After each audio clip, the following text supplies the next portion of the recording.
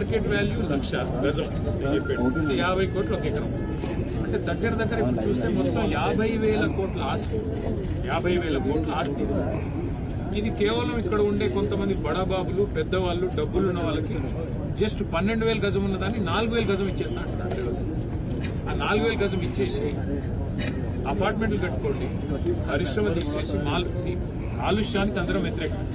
కాలుష్యం ఉండే పరిశ్రమలు హైదరాబాద్ లో ఉండాలా వద్దా అంటే తరలించాలి. మనం కూడా ప్రయత్నం చేసాం.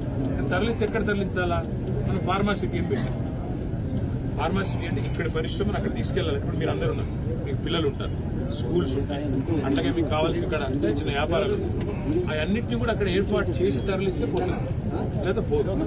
కాబట్టి తరలించాలంటే మొత్తం వ్యవస్థ ఏర్పాటు చేయాలి. ఈయన ఏం చేస్తున్నాడు?